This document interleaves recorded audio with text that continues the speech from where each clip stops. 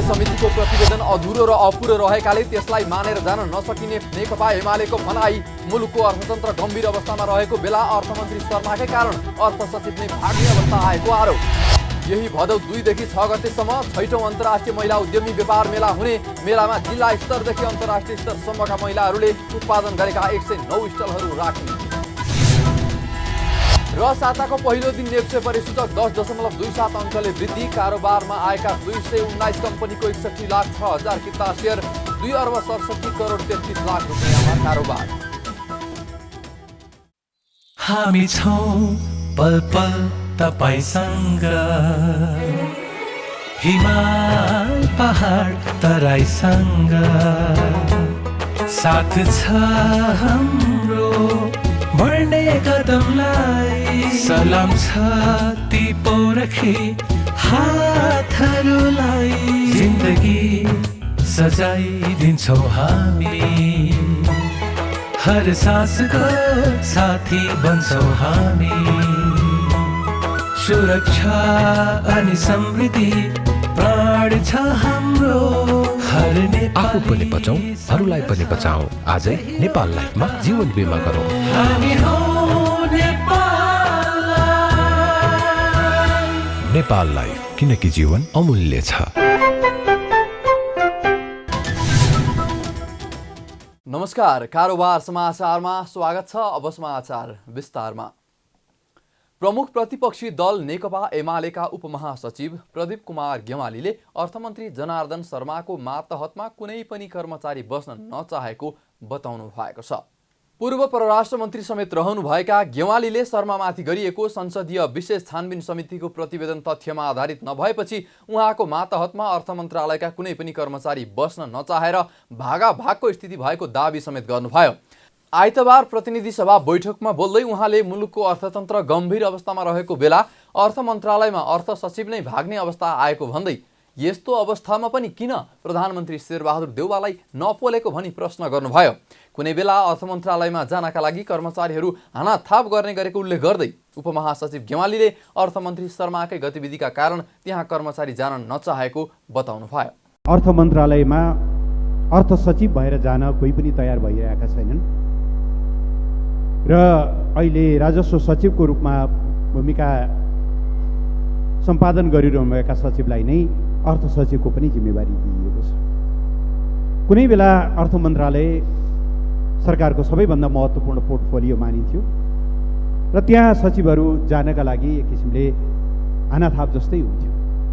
तर आज यो सरकारका कतिपय काम क्रियाकलापहरूले त्यहाँ काम गरिरहेका सचिवहरू सरुवा माग्ने, अरू कर्मचारीहरू त्यहाँ बस्न नचाहने यो स्थिति सृजना भयो।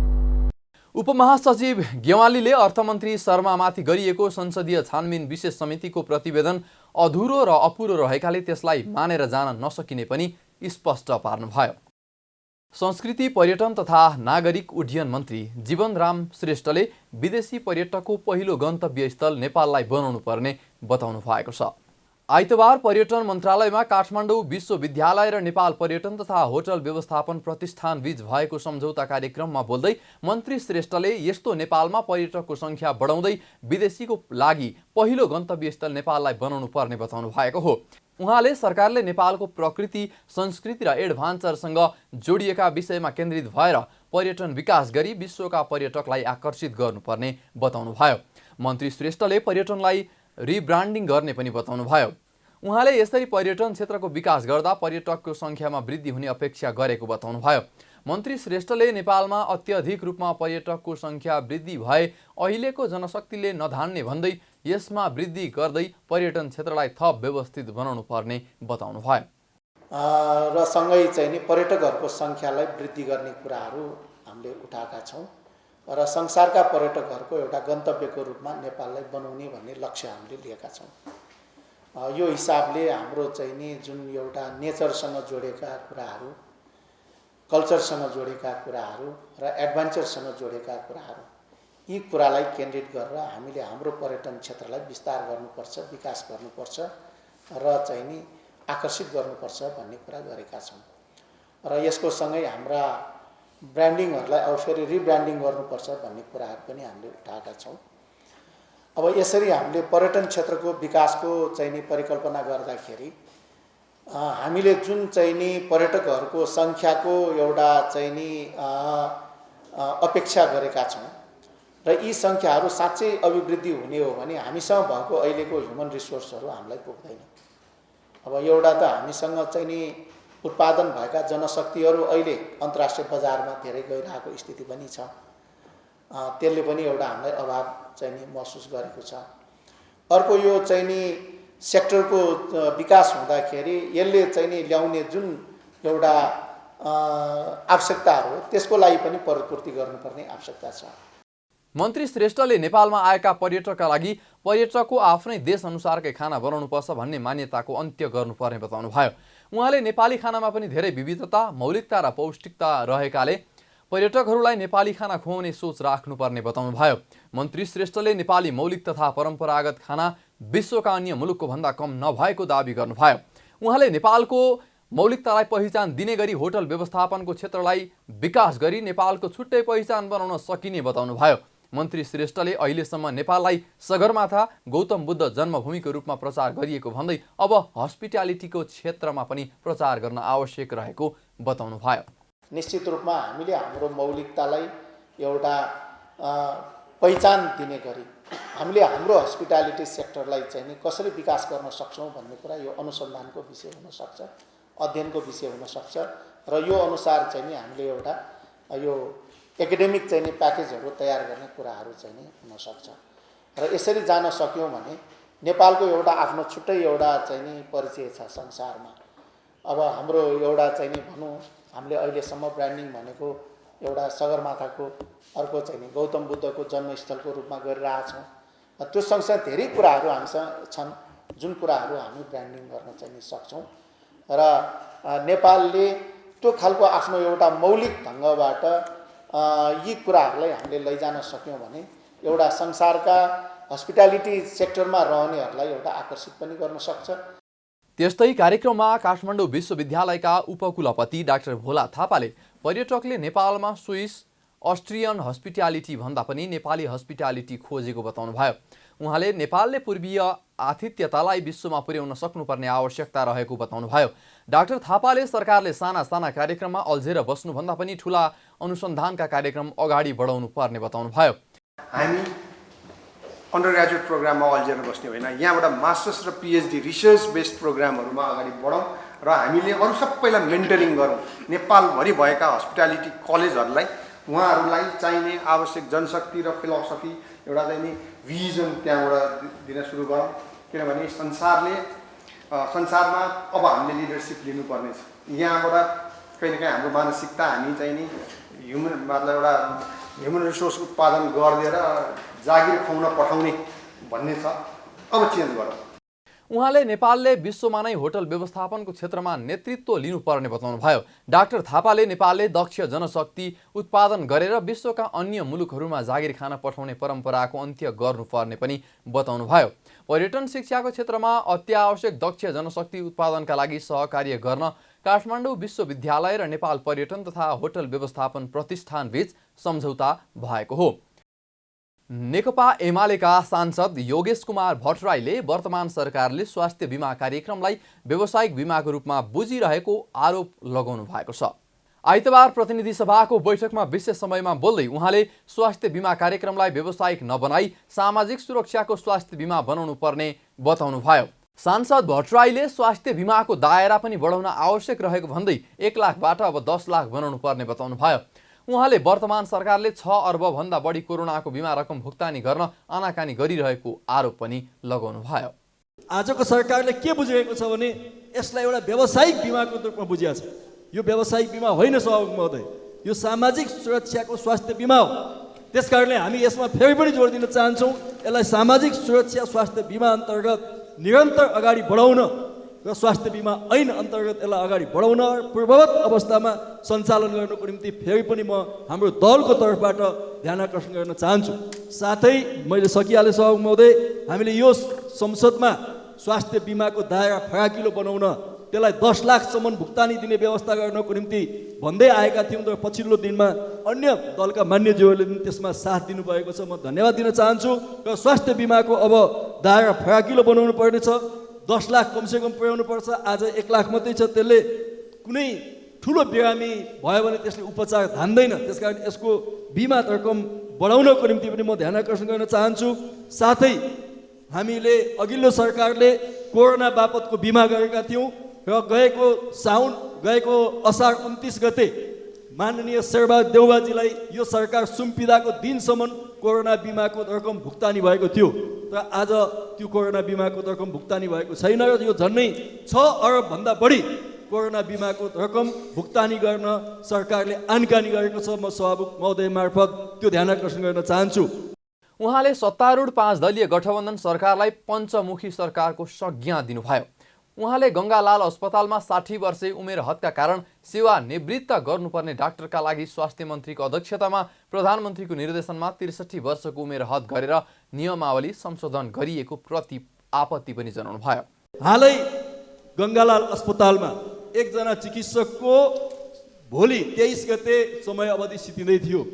60 वर्षको उमेर हदले प्रधानमन्त्रीजीको निर्देशनमा हिजो मात्रै शनिबारको दिन स्वास्थ्य मन्त्रीको अध्यक्षतामा बैठक बसेर 63 वर्षको उमेर हद गर्ने गरी नियमावली संशोधन भएको छ। म यो पञ्चमुखे सरकार, यो पञ्चटाउके सरकारलाई भन्न चाहन्छु, सोध्न चाहन्छु। यहाँ एकजना मात्रै प्रधानमन्त्री हुनुहुन्न। एउटा प्रधानमन्त्रीको कुर्सी छ, 4 जना डिफ्याक्टो प्रधानमन्त्री भएको सरकार यति बहादुर छ। उसले चाह्यो भने 63 वर्ष गरिदिन सक्छ, चाह्यो भने 80 वर्ष गरिदिन सक्छ। म यो सरकारलाई भन्न चाहन्छु, यति बलियो सरकार, बहादुर सरकार, त्यो चिकित्सकको नागरिकता खिचेर 40 वर्षको नागरिकता बनाइदिनु। त्यसो भने उहाँले 20 वर्ष अर्को नागरिक खान पाउनुहुन्छ। त्यसो गरे कसो होला सभामुख महोदय? सांसद भट्टराईले सेवानिवृत्त भएका डाक्टरहरूलाई सेवामा राखिराख्न बहादुरी सरकारले नागरिकतामा नै 40 वर्ष बनाइदिन भन्दै गठबन्धन सरकारप्रति व्यङ्ग्य गर्नुभयो। महिला उद्यमी महासङ्घको आयोजनामा 6औं अन्तर्राष्ट्रिय महिला उद्यमी व्यापार मेला 2079 हुने भएको छ। महासङ्घले यही भदौ 2 गतेदेखि 6 गतेसम्म ललितपुरको सानेपा हेरिटेज गार्डनमा अन्तर्राष्ट्रिय महिला उद्यमी व्यापार मेला आयोजना गर्न लागेको हो। महासङ्घले आइतबार काठमाडौँमा पत्रकार सम्मेलन गरी मेलाको उद्देश्यबारे जानकारी गराएको हो। पत्रकार सम्मेलनमा बोल्दै महिला उद्यमी महासङ्घकी अध्यक्ष निरु रायमाझी खत्रीले छरिएर रहेका महिला उद्यमीहरूलाई एउटै स्थानमा ल्याएर बजार व्यवस्थापन मात्रै नभई व्यवसाय सञ्जाल बढाउने उद्देश्यले महिला उद्यमी व्यापार मेला गर्न लागेको बताउनुभयो। उहाँले मेलालाई व्यावसायिक ज्ञान र अनुभव साटासाट गर्ने माध्यमको रूपमा लिएको पनि बताउनुभयो। अध्यक्ष खत्रीले मेलामा 7 प्रदेशका महिला उद्यमीहरू सहभागी हुने बताउनुभयो। आज चाहिँ सम्पूर्ण उद्यमी र व्यवसाय महिलाहरूलाई एउटै प्लेटफर्मद्वारा, एउटै प्लेटफर्ममा, एउटै ठाउँमा, स्थलमा ल्याएर बजार व्यवस्थापन मात्र नभई एक व्यवसायिक सञ्जाल गर्ने र एकै किसिमका व्यवसायिक ज्ञान सूचनाहरू लिने, एउटा महत्त्वपूर्ण आदान प्रदान गर्ने, आफ्ना एक्सपिरियन्सहरू सेयर गर्ने, त्यस्ता किसिमका एउटा यो इभेन्टकै रूपमा हामीले यसलाई प्रस्तुत गर्नेछौँ। त्यस्तै 6औं अन्तर्राष्ट्रिय महिला उद्यमी व्यापार मेलाकी संयोजक शोभा घेवालीले मेलामा जिल्ला स्तरदेखि अन्तर्राष्ट्रिय स्तरसम्म महिलाहरूले उत्पादन गरेका सामग्रीहरू स्टलमा राखिने बताउनुभयो। उहाँले मेलाले उद्यमी महिलाहरूको सिप र सृजनालाई अगाडि ल्याएर अन्तर्राष्ट्रिय बजारमा पहिचान पुर्याउने उद्देश्य महासङ्घले लिएको जानकारी गराउनुभयो। घेवालीले मेलामा 109 स्टलहरू राखिने बताउँदै नेपाली महिला उद्यमी बाहेक भारत, पाकिस्तान, बङ्गलादेशका महिला उद्यमीका उत्कृष्ट उत्पादन किन्ने र अवलोकन गर्न पाइने बताउनुभयो।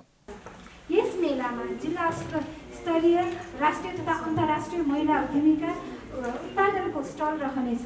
अन्तर्राष्ट्रिय महिला उद्यमीहरूको व्यापार मेलाले उद्यमी महिलाहरूको सिप र सृजनालाई अगाडि ल्याएर राष्ट्रिय तथा अन्तर्राष्ट्रिय बजारमा आफ्नो पहिचान बनाउन सघाउ पुर्याउनुको साथै उनीहरूलाई अगाडि बढ्नलाई प्रोत्साहित गर्ने विश्वास पनि महिला उद्यमी महासङ्घ नेपालले लिएको छ। यस मेलामा जम्मा 109वटा स्टलहरू रहनेछन्। स्वदेशका महिला उद्यमी लगायत भारत, पाकिस्तान, बङ्गलादेश आदि महिला उद्यमीहरूबाट उत्कृष्ट उत्पादनहरू पनि किन्ने र अवलोकन गर्ने अवसर प्राप्त हुनेछ।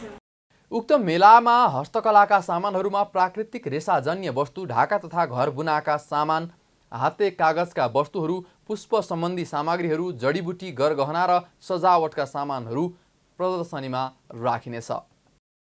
साताको पहिलो कारोबारको दिन आइतबार नेप्से परिसूचक 10 अङ्कले बढेको छ।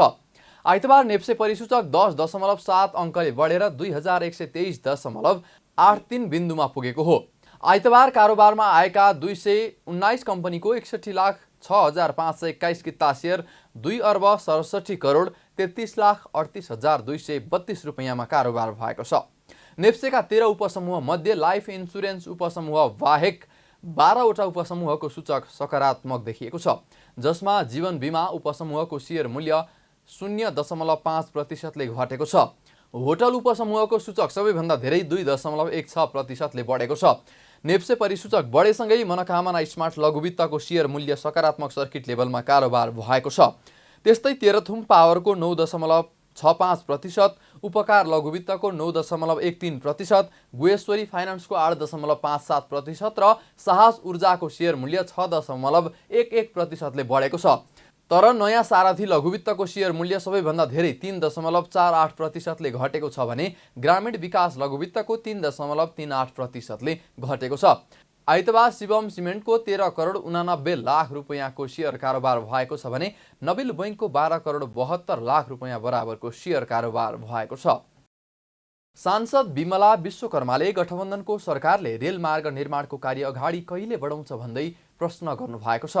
उहाँले समृद्ध नेपाल, सुखी नेपालीको आकांक्षा बोकेर विकासका धेरै योजनाहरू तीव्र गतिमा अगाडि बढाएको अघिल्लो केपी शर्मा ओली नेतृत्वको सरकारले पूर्व पश्चिम रेलमार्गको काम अगाडि बढाएको तर वर्तमान सरकार मौन बसेको आरोप लगाउनुभयो।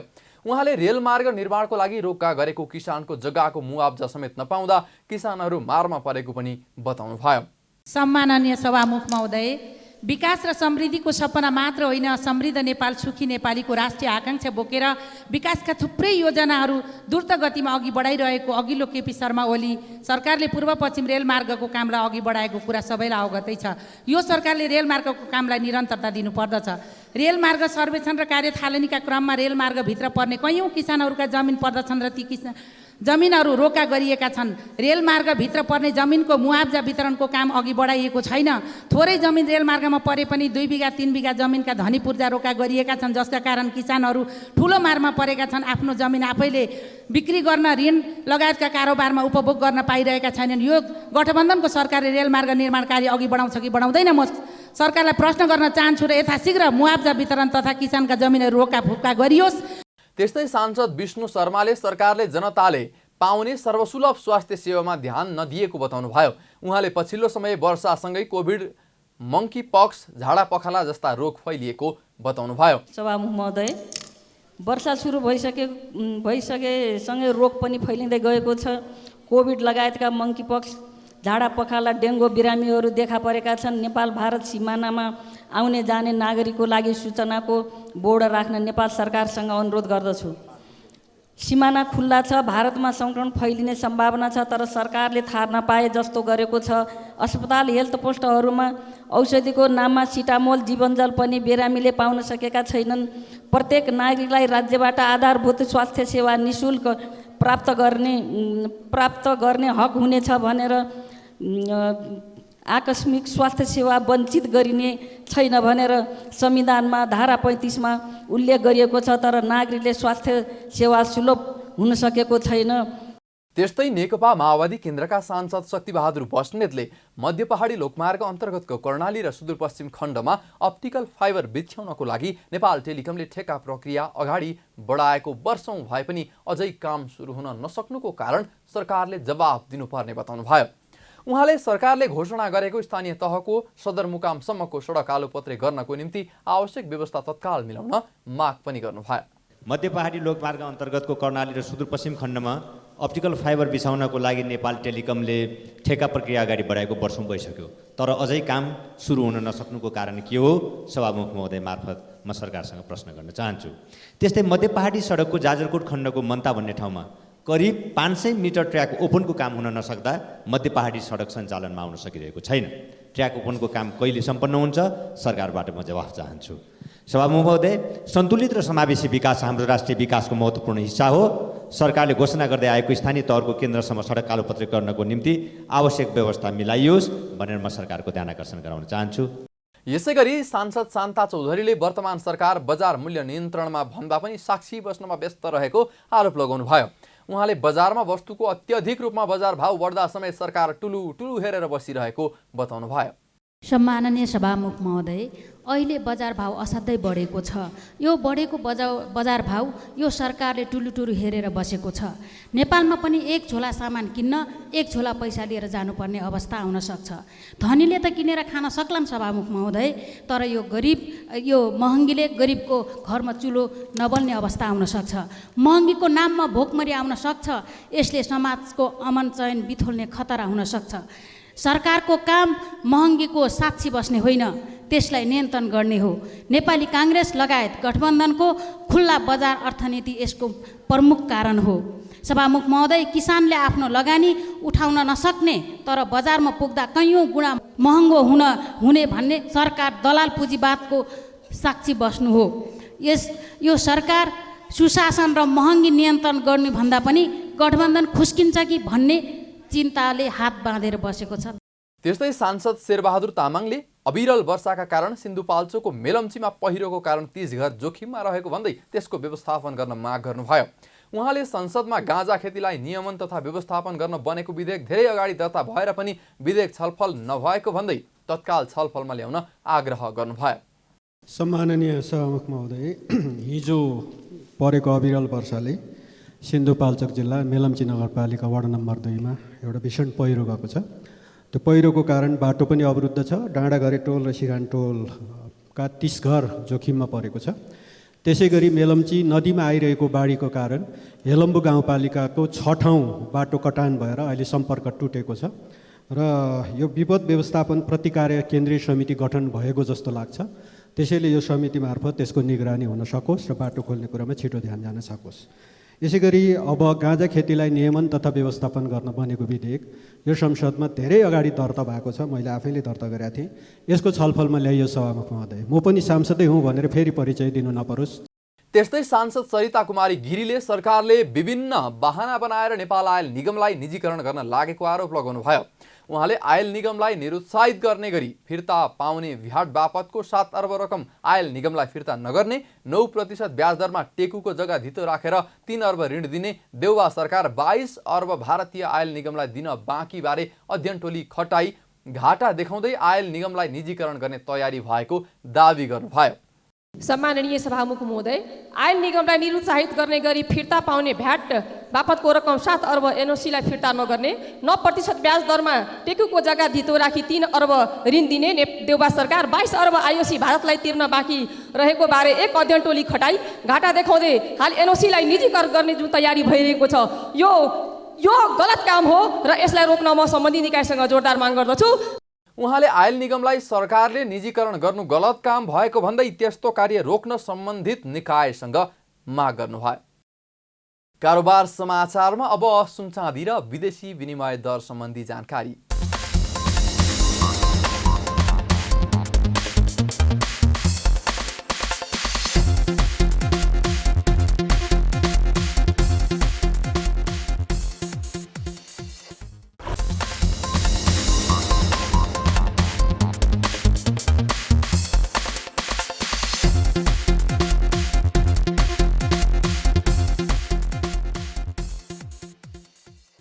विदा हुनु अघि अहिलेसम्मका प्रमुख समाचार फेरि एकपटक। विश्व समितिको प्रतिवेदन अधुरो र अपुरो रहेकाले त्यसलाई मानेर जान नसकिने नेकपा एमालेको भनाई। मुलुकको अर्थतन्त्र गम्भीर अवस्थामा रहेको बेला अर्थमन्त्री शर्माकै कारण अर्थ सचिव नै भाग्ने अवस्था आएको आरोप।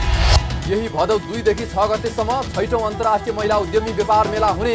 मेलामा जिल्ला स्तरदेखि अन्तर्राष्ट्रिय स्तरसम्मका महिलाहरूले उत्पादन गरेका 109 स्टलहरू राखिने। र साताको पहिलो दिन नेप्से परिसूचक 10.27 अङ्कले वृद्धि। कारोबारमा आएका 219 कम्पनीको 61,06,000 किता सेयर, 2 अर्ब 67 करोड 33 लाख रुपियाँमा कारोबार। कारोबार समाचार सकियो। हामीलाई बिदा दिनुहोस्।